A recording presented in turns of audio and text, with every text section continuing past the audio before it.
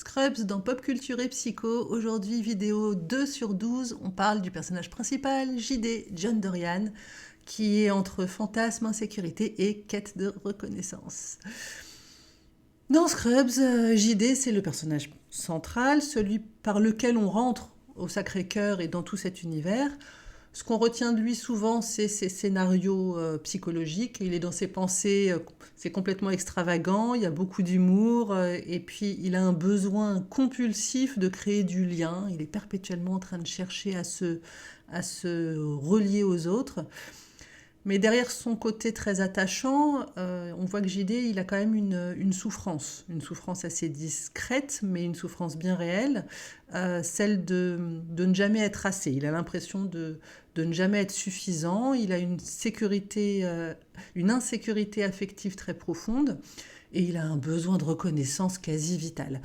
Donc aujourd'hui, on va voir comment lire ce personnage, comment lire John Dorian, non pas comme simplement un héros comique, mais comme un personnage qui incarne une problématique psychique qui est très répandue, c'est la construction fragile de l'identité et la difficulté à se sentir légitime. Donc tout d'abord, on va parler de son monde imaginaire qui ont une fonction de régulation émotionnelle. Tous ces fantasmes, des scénarios absurdes, ces projections, on peut dire des rêves éveillés, ce ne sont pas que des moyens d'avoir du comique dans le scénario, ce ne sont pas que des artifices. Il joue surtout un rôle psychique essentiel, ça lui permet de gérer son angoisse. Ça lui permet de rendre supportable le monde qu'il perçoit visiblement comme quelque chose de menaçant ou d'incompréhensible. C'est très insaisissable, donc il crée ce refuge imaginaire.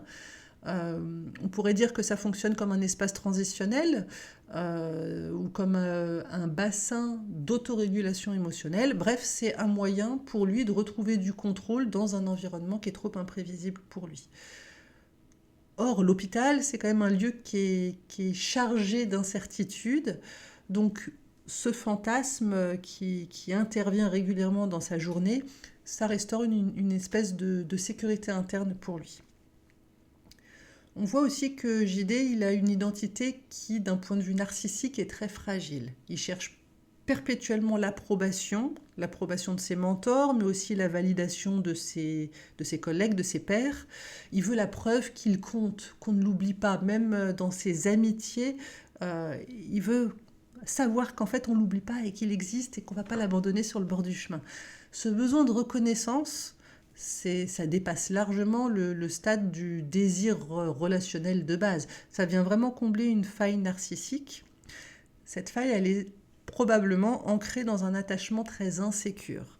En gros, son doute interne, son doute, on peut dire que ça se résume à est-ce que je suis digne d'être aimé, est-ce que je suis digne d'être médecin, est-ce que je suis capable. Tout ça, ça se traduit par une grande dépendance à l'opinion des autres, une hypersensibilité au rejet et une grande difficulté à s'autoriser à être compétent. Ce qui, en fait, peut être aussi quelque chose de positif puisque ça le pousse à être perpétuellement meilleur, à faire mieux, à faire mieux. On peut dire qu'en fait, ce personnage, il illustre parfaitement la tension qui existe entre ce qu'on appelle le moi idéal, c'est-à-dire ce qu'il aimerait être, et l'idéal du moi, c'est ce qu'il pense devoir être pour être aimé. Donc le moi idéal, l'idéal du moi, il oscille perpétuellement entre les deux. Donc au niveau de ses relations, on peut dire qu'il passe perpétuellement de l'idéalisation à l'effondrement, que ce soit des relations amicales, amoureuses, professionnelles. Il a tendance à vraiment idéaliser les personnes qu'il admire. Et puis, au moindre signe de distance, lui, il s'effondre affectivement. C'est-à-dire que c'est vraiment un mouvement qui est très typique de toutes les personnalités qui ont vécu le lien comme étant vital. La moindre variation dans le lien, c'est interprété comme un abandon. Et donc, du coup, il a des réactions qui sont parfois très infantiles, les deux.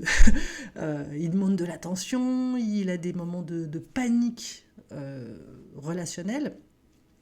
Pourtant, ce n'est pas quelqu'un qui est immature, c'est plutôt quelqu'un qui est hyper vigilant, au point que son hypervigilance risque de lui faire perdre ce lien à l'autre, parce qu'il s'y accroche pour se sentir exister au point que ça devient un poids terrible pour l'autre.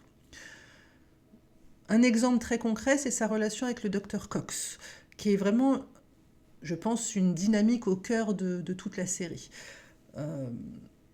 JD, il voit dans Cox un mentor, une figure paternelle. On voit d'ailleurs que son père, lui, est quasi inexistant. C'est un loser qui n'apparaît que ponctuellement dans sa vie et qui n'y apporte rien, qui ne se comporte même pas comme un vague copain. Donc, cette figure paternelle, c'est vraiment pour lui une espèce d'idéal, mais un idéal qui est inaccessible. Donc, sa relation, elle oscille perpétuellement entre son admiration pour lui, sa peur, de la rébellion de temps en temps, de la quête d'approbation, beaucoup de frustration.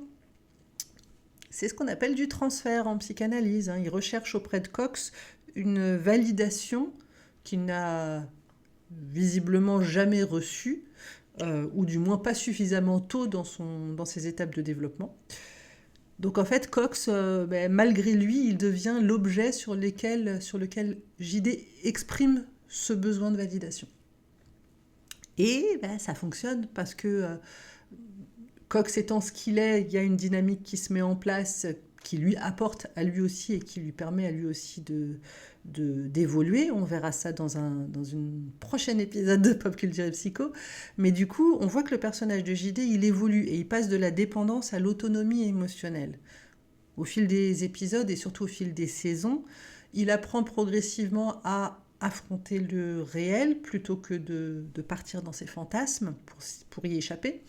On voit qu'il apprend à développer une identité professionnellement solide, ce qui a un impact positif après sur son identité personnelle et amoureuse.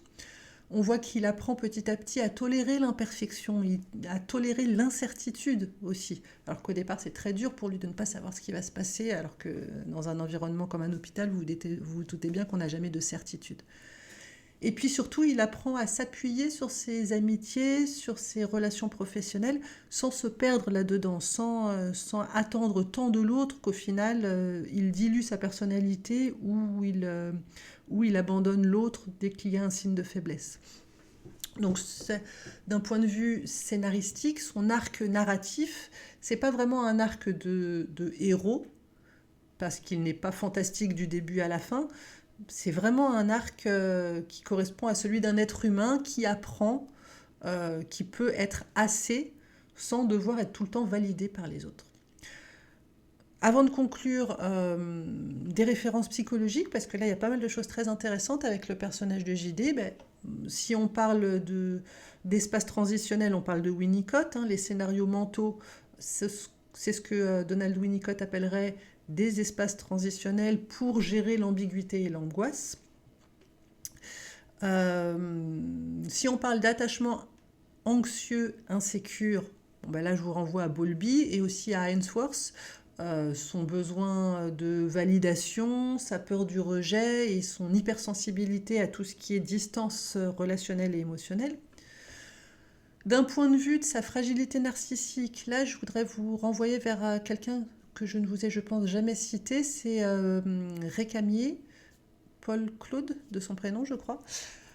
On peut dire que de ce point de vue-là, le personnage de JD, il illustre vraiment une identité qui se construit et qui se consolide dans le regard de l'autre, plutôt que sur une base interne complètement stable. Ça montre donc une fragilité narcissique. Je vous renvoie à Récamier qui a bien expliqué tout ça. Pour ce qui est les mécanismes de défense, puisqu'il utilise beaucoup l'humour, le déni, d'ailleurs ça lui est souvent reproché tout au long des épisodes, il est dans le fantasme et dans l'idéalisation. Pour ça, je vous renvoie à Freud, mais aussi à Anna Freud, qui a poursuivi le travail sur ces sujets-là. Et puis, dans les premières saisons, on voit vraiment que JD se cherche. Il ne sait pas vraiment qui il est et il voit comment les autres évoluent et il essaye de se positionner beaucoup par rapport à ça. Donc le développement du self, la recherche de cohérence interne, tout ça, je vous renverrai plutôt au travail de Daniel Stern. Donc pour conclure, JD, John Dorian, c'est pas seulement le personnage principal, le héros un peu maladroit et attendrissant de la série.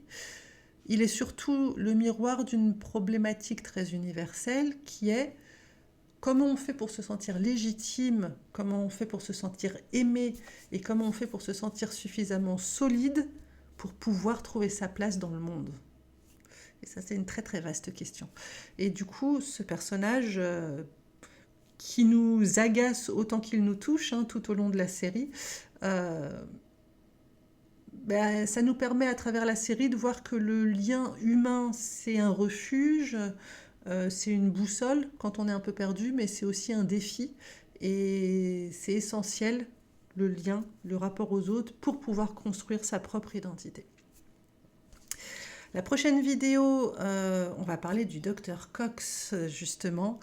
On a beaucoup à dire avec ce personnage et j'espère en tout cas que ça vous intéresse et que vous aurez envie de me retrouver dès quelques jours pour la vidéo sur le docteur Cox qui lui est extrêmement cynique et en colère, ce qui lui permet d'avoir une protection émotionnelle, une vraie cuirasse pour se protéger en réalité de toutes ces difficultés internes et de sa vulnérabilité extrêmement profonde.